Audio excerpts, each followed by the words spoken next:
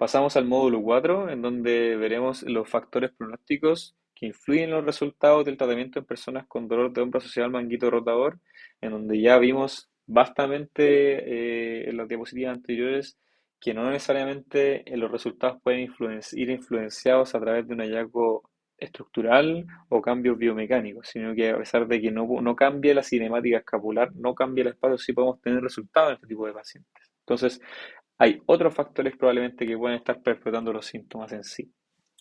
Entonces, acá en base a un estudio del 2016, en donde buscaron ver la falla del tratamiento conservador con condiciones crónicas de dolor asociado al manguito rotador, yo le hago la pregunta, ¿cuál de estos factores que ven acá ustedes creen que pueden estar influenciando en los síntomas? Pueden pausarlo unos minutos para poder pensar y darse una respuesta, en donde tenemos factores que pueden ir asociados a la edad, al IMC, a las expectativas, al tamaño del desgarro, fuerza e intensidad del dolor. Probablemente algunas de las cosas que mencioné anteriormente los puedan llevar orientados a la respuesta que tenemos acá, que principalmente son las expectativas las que pueden estar influenciando los resultados de tratamiento. Las expectativas me refiero a que, qué es lo que espera el paciente con la intervención propiamente tal, qué es lo que espera lograr respecto a la intervención que va a tener. Entonces, en ese sentido, este estudio concluyó que las expectativas respecto a la efectividad de la rehabilitación fue el predictor más significativo e importante respecto al fallo de la rehabilitación y la llegada de la intervención quirúrgica. Pacientes que esperaban pobres resultados se sometieron a la cirugía y no tuvieron muy buenos resultados. En cambio, los factores estructurales como el tamaño del desgarro, la retracción que puede ocurrir concomitante, la puntuación en escala de dolor y la debilidad no fueron predictores de la elección de la intervención quirúrgica. En este estudio, como veremos a continuación, la intensidad de dolor en reposo también tiene un factor importante a considerarse en la tasa de fallo de personas con dolor de hombro dolor de hombro asociado al manguito rotador en el manejo conservador, así como también cambios más allá de 1 milímetro en la rotura del tendón también puede generar cambios en los resultados. Pero les recalco nuevamente que el tamaño del desgarro no influye, la fuerza de por sí sola no influye, la edad y el IMC por sí solo no influyen, sino que recuerden, como hablamos anteriormente, asociado a la disquinesia, no veamos todo como blanco y negro. Hay matices, hay cosas que en conjunto pueden potenciar resultados, pueden potenciar cambios en los resultados, pero no todo es tan absoluto. Principalmente, como les mencioné acá, las expectativas tienen un rol importante en los resultados de la rehabilitación.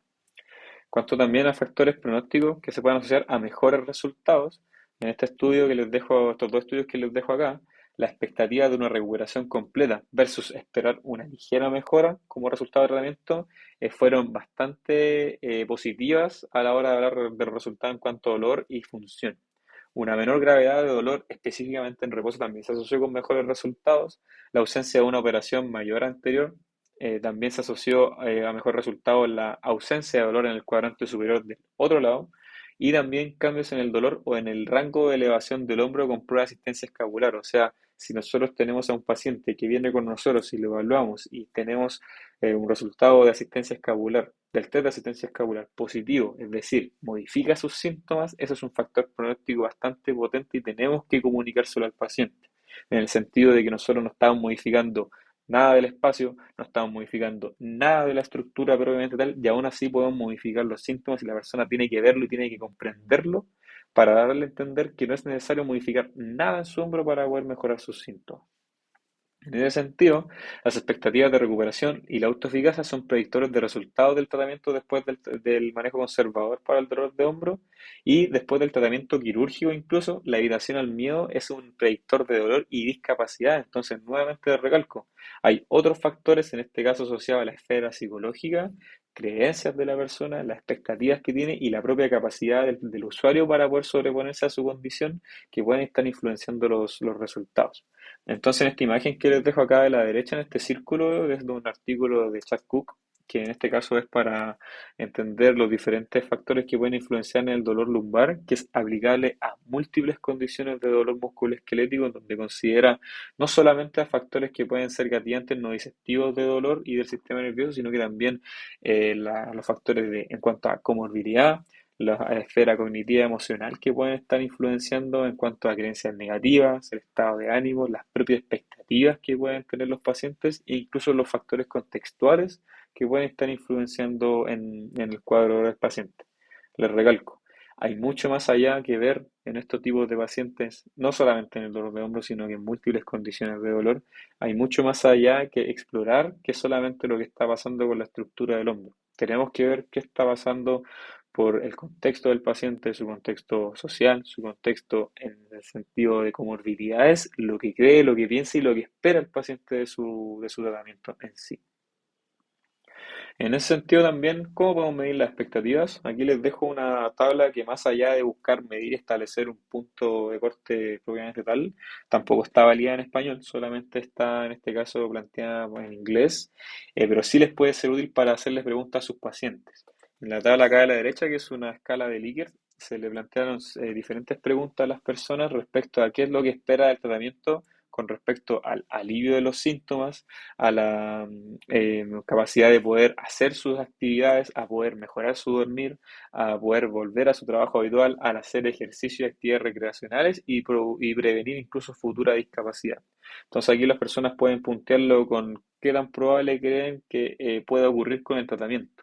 Y acá en el gráfico de la derecha, a través de esta misma encuesta, aquellos pacientes que obtuvieron mayor puntaje, o sea que esperaban una recuperación mucho más completa y mejores resultados respecto a su intervención, tuvieron mayor probabilidad de estar libre de la cirugía versus las personas que creían tener peores resultados. Entonces, tenemos que dar a entender cómo funciona este espectro del dolor asociado al manguito rotador a nuestros pacientes y cambiar sus creencias, buscar modificar sus expectativas, porque nuevamente les recalco, tienen mucho que ver a la hora de hablar de los resultados. No necesariamente tenemos que cambiar la estructura de su hombro, tenemos que modificar quizás los hábitos, modificar lo que cree, buscar modificar su autoeficacia en cierta forma para poder obtener muy buenos resultados.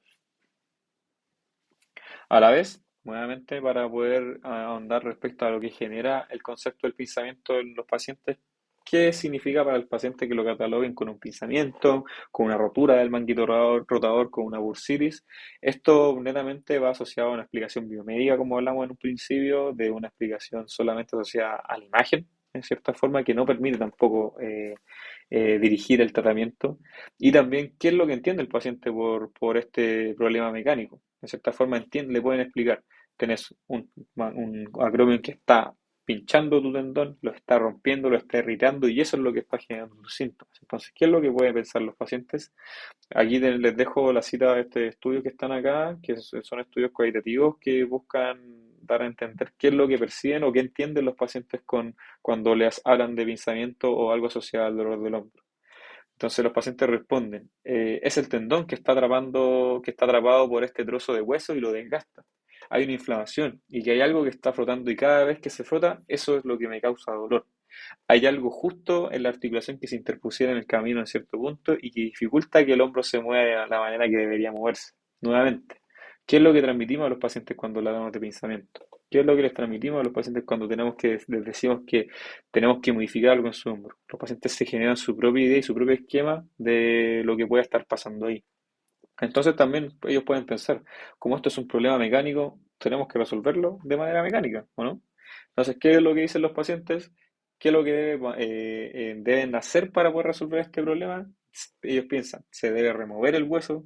Si hay un bulto físico o algo allí que puede estar rompiendo o pinchando o comprimiendo el tendón del manguito rotador o la bursa, toda la fisioterapia del mundo no va a resolver eso si esto no desaparece. Entonces, nuevamente les vuelvo a mencionar la creencia del paciente respecto a lo que tiene. Nuevamente intervenir en las expectativas, cambiar lo que el paciente entiende por su condición puede influenciar los resultados. Si nosotros no le explicamos nada al paciente, él va a creer que por mover el brazo, por hacer ejercicio, por fortalecer, no va a tener ningún sentido que lo haga porque él va a pensar que tiene algo ahí que está estructuralmente dañando su tendón, entonces todo el ejercicio del mundo no va a poder cambiar esa condición. Entonces, desde esa perspectiva, se afectan sus expectativas, va a esperar pobres resultados y puede perpetuar el cuadro de dolor con pobres resultados.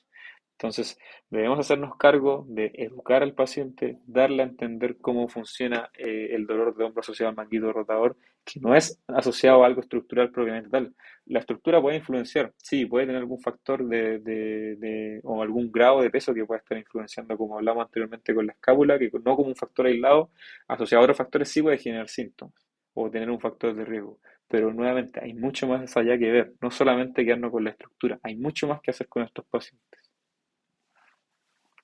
Entonces ya para ir finalizando, vamos a pasar a las estrategias de intervención que podemos tener con pacientes con dolor de hombro asociado al manguito rotador. Como les comenté en un inicio, mi idea no es darle una receta, no existen recetas para tratar a los pacientes. Cada paciente es un mundo respecto a lo que cree, lo que siente y las características clínicas que presentan cierta forma. Entonces, aquí tenemos una estratificación que hace el profesor Jeremy Lewis, como les mencioné, que es uno de los principales autores que escribe respecto e investiga respecto a patología social manguito rotador, en donde podemos tener en este cuadro personas asintomáticas respecto a la unión miotendinosa en cierta forma, que puede estar desadaptados bajo carga o desacondicionados o estar adaptados a un nivel de carga en sí. Entonces, en cierta forma, tenemos una persona asintomática que puede someterse a una carga en cierta forma. Por ejemplo, puede ser una persona sedentaria que no tiene ningún tipo de dolor, pero se va a cambiar de casa, se pone a mover muebles, se pueden hacer cosas que no hace miles de años en su vida en cierta forma y genera una respuesta maladaptativa a la carga. Esto, propiamente tal como mencionamos también anteriormente, influenciado o potenciado por múltiples factores que pueden ser genéticos, la edad, presencia de diferentes comorbilidades metabólicas, principalmente cambios hormonales, influencias del estilo de vida, si consume alcohol, tabaco, sedentario o no, factores sociales, psicológicos, como mencionamos anteriormente, qué es lo que cree esa persona, principalmente, factores bioquímicos, neurofisiológicos, si presenta sensibilización central o no, o factores patoanatómicos. Como les mencioné anteriormente, no un factor aislado puede estar generando todo. Muchos factores pueden estar influenciando en la persona en sí.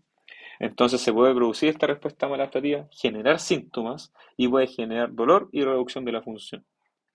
Este autor divide la presentación clínica del dolor de hombro asociado al manguito rotador como una clasificación de personas que pueden estar irritables, no irritables y avanzadas, que posteriormente las voy a explicar y que este espectro puede cambiarse de uno a otro. El irritable puede pasar a ser no irritable, después pasar a ser avanzado o viceversa en cierta forma. Como objetivo también en la intervención va a ser buscar reducir a grandes rasgos el dolor y los síntomas asociados al dolor de hombro asociado al manguito rotador, permitir que la complejidad de la unión músculo-tendinosa pueda ser capaz de adaptarse a la carga y tolerar una carga impuesta en sí. Entonces, también teniendo como en consideración principios genéricos en la intervención general con los pacientes, de lleno, principalmente, y por eso está los primeros, la educación, como hablamos anteriormente, un reposo relativo, que no significa que la persona va a hacer nada, sino que disminuye la carga que está teniendo respecto a la actividad. La habitación tampoco va a ser un camino, puede incluso perpetuar cuadros de dolor, manejo del dolor con diferentes alternativas, educación o consejería respecto a diferentes impedimentos que puede presentar la persona, ejercicios de control motor, adaptación graduada a la carga y también intervención global del cuerpo que puede influenciar también los resultados. Entonces, como una estrategia de intervención, tanto de evaluación, perdón, y como una futura propuesta de tratamiento para poder guiar la intervención en estos pacientes, se propone la modificación de síntomas de hombro, que es SSMP por sus siglas en inglés, propuesta por Jeremy Lewis. Este tipo de modificación sintomática no solamente se aplica en el hombro, se aplica en diferentes regiones corporales, la cual surge como una alternativa en este caso para el hombro para guiar el tratamiento, dado el fracaso de los resultados de los exámenes imagenológicos y los test ortopédicos. Estos test especiales que no son tan especiales porque no nos logran identificar una estructura en sí, nos pueden ayudar a determinar el origen de los síntomas respecto a una región, pero no nos van a decir qué estructura es la que está emanando los síntomas. ¿Sí? Entonces, en cierta forma, esto surge como una alternativa para poder guiar el tratamiento de los pacientes con dolor de hombro. ¿En qué consiste? Se evalúan de uno a tres movimientos o posiciones que pueden estar produciendo o agravando los síntomas del usuario y evalúa la influencia de la posición de la columna torácica, de la escápula y la cabeza humedad en los síntomas. Desde ya les comunico que esta no busca determinar si los síntomas son originados por las estructuras evaluadas, sí busca ver la respuesta a la modificación en cuanto al comportamiento sintomático de los pacientes en sí. No busca cambiar nada respecto a lo estructural o cinemático. Sí busca ver la influencia sintomática del comportamiento de los pacientes en estas estructuras. A la vez, no busca hacer un movimiento correcto. Cada uno se mueve como le es más cómodo en cierta forma y de manera variable. No existe un movimiento correcto ni una postura correcta. No busca hacer que un movimiento sea correcto en sí ni modificar la cinemática como mencioné. Si esta sí logra modificar los síntomas, va a permitir guiar el tratamiento y reforzar la idea de que de la no necesidad de corregir el deterioro estructural o cinemático, como le mencioné anteriormente asociado a los resultados positivos de un test de asistencia escapular.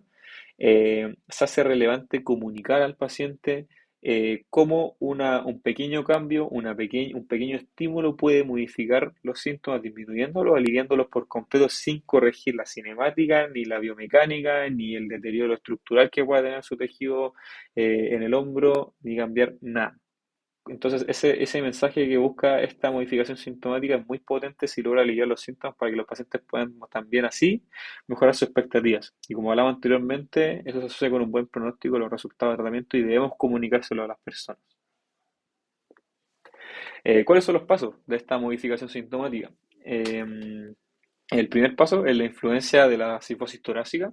Entonces, por ejemplo, como se ve acá en la imagen, primero le podemos pedir a un paciente que quizás pueda tener dolor durante la flexión, abducción o rotación, por ejemplo, vamos a explicar con la flexión, pueda generar dolor la elevación del brazo. Entonces, le pedimos al paciente que eleve su brazo y le preguntamos si genera los síntomas o no. En el caso que genere los síntomas, de esto podemos hablar los tres planos de movimiento o solo uno, y le podemos pedir al paciente que con su mano contralateral se toque sus pechos, su esternón, y busque empujar sus dedos hacia el techo, por así decirlo, hacia arriba. En ese caso vamos a producir una extensión del tórax o la columna torácica para poder ver y pedirle nuevamente el movimiento y ver si es que esto genera algún cambio en los síntomas. Si los síntomas alivian en un 100%, estamos listos, no tenemos para qué seguir. Debemos enfatizar en el manejo de la extensión torácica, control motor e incluso terapia manual enfocada a esta región. Nuevamente, no acusándola como la causante de los síntomas, pero sí usarla como algo que puede estar aliviando y modificando la respuesta sintomática del paciente. Si los síntomas no alivian o solo lo hacen de manera parcial, avanzamos al siguiente paso, el cual consiste en ver la influencia de la posición escapular, esta puede ser de manera manual, podemos cambiarla, o con en este caso, como se ve en la imagen del lado, movimientos complejos que pueden ser con buscar con alguna cinta, en este caso con un tape, o principalmente, o que puede ser de mucho más ayuda, una cincha o una cinta rígida que pueda ayudarnos a modificar alguna posición. El objetivo de esta fase es buscar reposicionar la escápula previo a la iniciación de un movimiento, pero no busca facilitar o asistir el movimiento de la escápula. Solamente buscamos posicionar la escápula en cualquiera de sus planos y ver qué pasa con esto. El posicionamiento de la escápula se puede hacer en uno a tres de sus planos, que principalmente puede ir asociado a la elevación, depresión, protracción o retracción y el tit anterior o posterior. Entonces, primero, nuevamente, pedimos el movimiento sintomático, hacemos que el paciente haga esta elevación. Si genera síntomas, buscamos hacer un segundo movimiento después de posicionar la escápula en cualquiera de los tres planos que mencioné anteriormente y ver si esto modifica los síntomas. Debemos permitir el movimiento de la escápula y luego el retorno a esta nueva posición. Entonces, posicionamos la escápula, pedimos el movimiento, no facilitamos nada en cierta forma y que después vuelva a la posición inicial y ver si esto modifica los síntomas. Si genera alivio, la intervención netamente puede ser útil o orientar la intervención hacia la intervención específica en el control escapular. Como vimos anteriormente, los ejercicios enfocados en la escápula sí tienen resultados positivos, pero no cambiamos la cinemática. Pero si buscamos en este caso algún alivio que se da por una manipulación o posicionamiento de la escápula, sí puede darnos beneficio y guiar el tratamiento. Ojo, esto es para que ustedes entiendan de que algunos pacientes sí se pueden beneficiar de ejercicios específicos de la escápula, pero no todos pueden recibir estos resultados. No todos los pacientes van a mejorar con una intervención centrada en la escápula en sí, pero sí a través de esta guía de la modificación de síntomas, algunos pacientes sí pueden responder, entonces con mayor razón sí podemos intervenir a esto, ¿no? Por eso a lo que me refiero no es que hayan recetas, no todos los ejercicios son para todos los pacientes, debemos darle un sentido a lo que hacemos y no solo aplicar por aplicar. Y el paso 3, si es que el paso anterior no logra aliviar completamente los síntomas, debemos evaluar la influencia de la posición de la cabeza humeral. En ese sentido, el objetivo este es evaluar si es que existe un cambio sintomático con las técnicas que buscan descender, elevar, deslizar anterior o posteriormente la cabeza humeral. Nuevamente, le recalco, no es que estemos buscando modificar la biomecánica en sí, pero sí cambiar la posición de alguna forma puede generar alivio de los síntomas. Se posiciona entonces el hombro en una palanca corta en primera instancia, que esto para buscar, entre comillas, reposicionar la cabeza humeral, esto también está en cuestionamiento si es que se logra hacer eso o no. Se busca, por ejemplo, nuevamente, pedimos el movimiento sintomático, que puede ser la elevación, luego podemos pedir esa misma elevación en una palanca corta, en este caso como se ve en la imagen de la izquierda, con una flexión de codo, y le pedimos al paciente que haga con nuestra mano, o sea, con nuestra mano en su codo, nos empuje hacia abajo haciendo tres contracciones isométricas de 5 a 6 segundos. Esto así está descrito por Jeremy Lewis en su artículo que les cito acá abajo. Entonces empujan tres contracciones isométricas hacia abajo y luego nosotros pasivamente descendemos su hombro y luego volvemos a evaluar el movimiento sintomático, si es que esto genera algún cambio. A su vez, podemos intentarlo en diferentes planos, como se ve en la imagen de la derecha, en A y en B, con esta banda elástica, buscando que el paciente haga una rotación externa isométrica y ver si eso modifica los síntomas en cierta forma, como también podemos hacerlo con movimientos más complejos a través de una cincha y manipulación manual. Si es que también genera algún alivio de los síntomas, nuevamente nos está guiando la intervención. No hay recetas, hay formas de poder guiar la intervención a través de este método que puede ser útil y nuevamente es importante comunicar a los pacientes el efecto de una modificación tan simple como una contracción puede generar alivio de los síntomas sin modificar la estructura propiamente tal del hombro. Entonces, también, teniendo en cuenta esta evaluación de la modificación de síntomas, algunos pacientes pueden responder, otros pacientes pueden no responder. Y también existe, como mencioné anteriormente, la clasificación en irritable, no irritable y avanzado, teniendo en cuenta que de por sí todos los pacientes van a tener los principios generales de intervención que mencioné anteriormente y que están en este cuadro de la izquierda.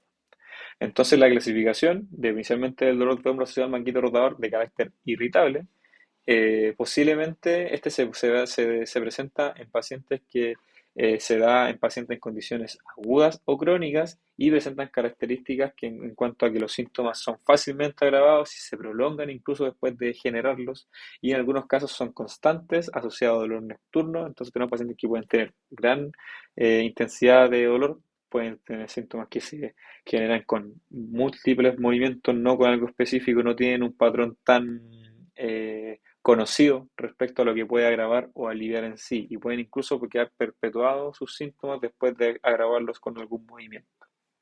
También en cuanto al no irritable, son dolores de intensidad moderada a severa y los síntomas suelen aumentar con el movimiento o con mínima o sin irritabilidad y el dolor y la debilidad comúnmente pueden presentarlo durante la elevación y la rotación externa. No generan tanto dolor posterior a la irritación, suelen tener un comportamiento más mecánico de la condición en cierta forma y no son perpetuados después de que se generan los síntomas. Y el dolor asociado al manguito rotador de carácter avanzado se refiere ya a un estadio final de esta patología en sí, donde se pueden asociar a patologías de roturas masivas del manguito rotador o no reparables del manguito rotador que pueden estar generando síntomas, pero como vimos anteriormente, no necesariamente el tamaño de la rotura va a generar, va a perpetuar los síntomas o se va a ir asociado con los resultados. Podemos tener resultados muy positivos con pacientes con roturas masivas con el manejo conservador. Entonces, ¿cómo podemos ir manejando estas condiciones? Nuevamente recalco, no hay recetas. Sí, la idea es ir guiando la intervención, una, a través de la modificación sintomática que le comenté anteriormente, y un factor importante siempre es evaluar la respuesta a la carga, sobre todo en pacientes irritables donde cosas muy pequeñas pueden generar síntomas. ¿Ya? Entonces, pacientes que son muy irritables, que los síntomas se generan con múltiples movimientos, quizás incluso con rangos cortos, priorizar el uso de palancas cortas, por ejemplo, como vimos anteriormente, con elevaciones del hombro con flexión del codo, por ejemplo, sin carga externa principalmente, usar movilización activa asistida, isométricos donde usen el 50% de la fuerza en dirección del toroide de debilidad, en donde se ha visto que algunos pacientes pueden tener resultados positivos haciendo este tipo de intervención, y el tratamiento kinesiológico siempre debe ir acompañado por el tratamiento farmacológico de base.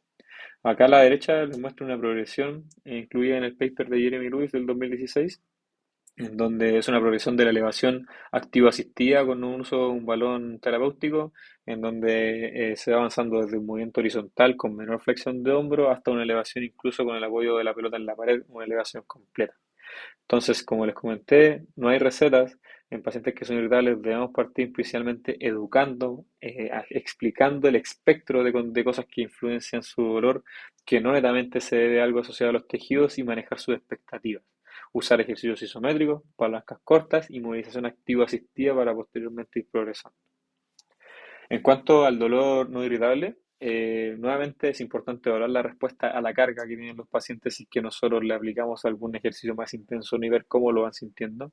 Agregar un programa de movilidad y resistencia graduada en el tiempo y pasar ya de palancas cortas a palancas más largas en una primera instancia sin peso externo y pues posteriormente con pesos externos. Acá a la derecha les dejo una tabla que busca intentar explicar un tratamiento graduado de un programa de flexión y esa es la rotación externa, en donde para la flexión en primera instancia podemos partir con rangos menores a 60 grados sin resistencia externa, después progresar a una palanca corta al final del rango para después aumentarla con resistencia externa también una palanca corta, para después posteriormente buscar el rango completo con una palanca larga y aumentarlo con resistencia externa e incluso con velocidad.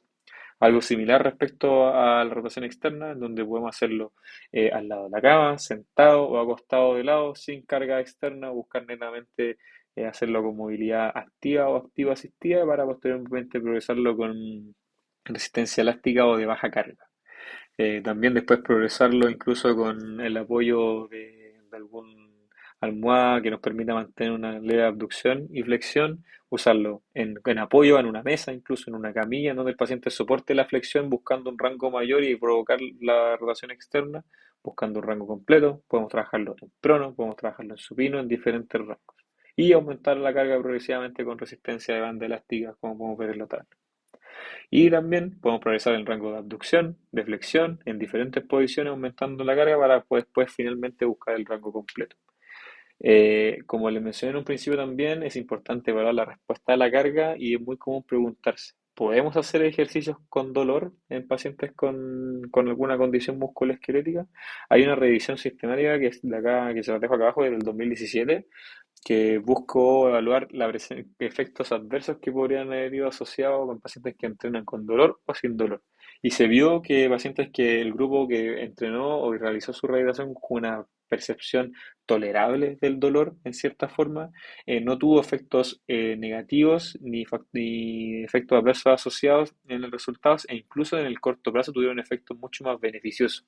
Eso bajo la perspectiva de que educar a un paciente, de que si presenta dolor, no netamente el dolor es igual a un daño. Explicando el espectro del dolor asociado al manguito rotador puede aumentar la autoeficacia, manejar la expectativa y tener resultados positivos de tratamiento. Entonces, ¿podemos hacer ejercicios con un nivel de dolor tolerable? Sí. Y aquí les dejo esta tabla como con colores de un semáforo, que esta tabla es de un artículo de un estudio que se hizo en tendinopatía equiliana, pero también se han establecido estudios en personas con dolor de hombro, dolor lumbar en diferentes regiones corporales que se han utilizado este método de monitorización de la carga en sí. Entonces tenemos una escala visual numérica en donde los pacientes la catalogan de un 0 al 10, en donde tenemos tres zonas. Una zona segura catalogada del 0 al 2, una zona aceptable del 0 al 5 y una zona de, entre comillas, alto riesgo del 5 al 10.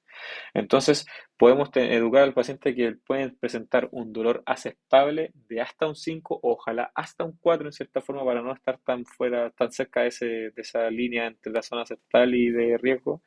Entonces, que presenten un dolor tolerable o de un 4 a 5 hacia abajo durante la actividad, después de la actividad, a la mañana siguiente y que no genere aumento de los síntomas ni tampoco rigidez. Entonces, en cierta forma, si los pacientes cumplen esta regla en estos momentos que les mencioné, podemos continuar con ese nivel de carga y les podemos asegurar a los pacientes que no van a tener ningún efecto adverso. En ese sentido, les recalco que no necesitamos producir dolor con los pacientes para que mejoren. No es necesario sentir dolor para que mejoren. Que duela no quiere decir que algo funcione. El mensaje que quiero transmitir con esto es que si podemos hacer ejercicios sin dolor, usémoslos, beneficioso, no tenemos para qué hacer sufrir a los pacientes, pero si tenemos, por ejemplo, pacientes que están con un dolor de hombro asociado a manguito rotador de carácter irritable, o un ejercicio que puede ser más desafiante en pacientes no irritables, que pueda generar un nivel de dolor tolerable, les podemos asegurar que no va a tener efectos adversos de intervenir y hacer ejercicios con un nivel de dolor que cataloguen de un 5 o un 4 hacia abajo. Y para la clasificación del dolor de hombro avanzado, aquí también les vuelvo a dejar las imágenes que puse anteriormente. Diren y Luis recalca que no existen recetas y también incluso usan ejercicios que usan para diferentes grupos, para todos los grupos en cierta forma en sí. Nuevamente, debemos evaluar la respuesta a la carga bajo el mismo método que les expliqué anteriormente. Usas palascas cortas, movilización activa asistida y también podemos usar isométricos también en cierta forma y progresar de manera gradual dentro del rango disponible y desafiarlo gradualmente a los pacientes en sí. Y les dejé esta imagen al lado que es importante también recalcar la educación, de darle a entender qué cosas pueden influenciar en los factores, a educar en hábitos de estilo de vida como puede ser la alimentación y el sedentarismo a estos pacientes para que entiendan de que no porque su tendón esté roto no van a poder mejorar nunca más, sino que hay muchas cosas que consideran este amplio espectro de dolor asociado al manguito rotador. Hay mucho más que considerar, no solamente la estructura del dolor de hombro. Les dejo las conclusiones acá, en donde la teoría del pensamiento es algo que ya está obsoleto y debemos replantear nuestra explicación, en donde hay mucho más que abordar que solamente algo que pueda estar pasando en el hombro. ¿Sí? No podemos incriminar una estructura probablemente tal, por eso parece lógico y apropiado hablar de dolor de hombro asociado al manguito rotador o de síndrome de dolor subacromial. No pinzamiento, no tendinopatía del manguito rotador, no bursitis en cierta forma. Este espectro parece ser mucho más útil para explicar a los pacientes qué es lo que pasa con ellos. Y también volver a recalcar que el ejercicio tiene evidencia de sobra para ser la principal intervención recomendada para el manejo de los pacientes con dolor de hombro asociado al manguito rotador. Basta decirle a los pacientes que tienen que operarse porque su tendón está roto, basta decirle a los pacientes que deben ir a cirugía porque tienen un espacio reducido y por eso sienten dolor. No, el ejercicio sin modificar nada de la estructura puede mejorar la calidad de vida, la función y los síntomas de los pacientes. Y a su vez también debemos ampliar nuestro espectro de evaluación, no solamente quedarnos porque tengan disquinesia, no porque salga un test de NIR o pinzamiento entre comillas, porque eso es lo que está generando los síntomas, sino que hay mucho más que considerar más allá de la estructura. La estructura yo pienso que sí puede tener un factor que, o sea, puede tener un grado de influencia, pero yo no tengo, como kinesiólogo, no tengo cómo modificar la estructura, no tengo cómo modificar la cinemática según la evidencia actual de la escápula, entonces debo considerar otros factores, educar al paciente para que él pueda entender y hacer sentido de lo que está haciendo. En cuanto a las expectativas y creencias de los pacientes, ¿influencian los resultados? Sí, hay vasta evidencia, como expliqué anteriormente. Entonces, no se trata solamente de que los pacientes vengan y hagan ejercicio porque sí. Debemos hacer sentido, debemos hacer que los pacientes entiendan que el movimiento es una buena alternativa para generar cambios en sus síntomas y no modificando la estructura permanente tal. No que lleguen solamente a levantar los brazos y crean que por hacer ejercicio van a corregir algo en sí. Y probablemente no lo crean. Como vimos anteriormente, los pacientes creen que el ejercicio, si solo la explicación mecánica es corregir algo mecánico, el ejercicio no va a tener resultados. En cambio, si nosotros le damos a entender el espectro de cosas que influencian el dolor de hombro, sí podemos modificar sus expectativas y sí podemos modificar sus creencias en sí. En cuanto a la modificación sintomática de hombro propuesta por Jeremy Lewis, es una alternativa que sí permite guiar el tratamiento. Nuevamente nos permite decir qué pacientes se pueden modificar de una intervención en específica y no solamente apliquemos estrategias por aplicar. No somos kinesiólogos, somos profesionales del movimiento que debemos pensar y razonar de por qué aplicar lo que aplicamos y no aplicar recetas. Entonces, nuevamente, como les dije anteriormente, no existen recetas. Espero no decepcionarlos con esto, porque si yo les dijera que existe el mejor ejercicio último modelo para mejorar algo, les estaría mintiendo. No existen recetas, no apliquen por aplicar ejercicios, debemos hacer sentido. La estrategia de modificación sintomática es una alternativa útil para intervenir, pero el ejercicio en general también puede ser útil. Debemos hacer que los pacientes comprendan que el movimiento es beneficioso. Podemos intervenir con ejercicios primeros específicos si es que el paciente está muy irritable, que puede tener un nivel de dolor que es tolerable, que va a estar seguro y no se va a estar dañando si siente dolor. Como que también podemos aplicar estrategias que pudimos haber conversado en la clase de educación en neurociencias del dolor.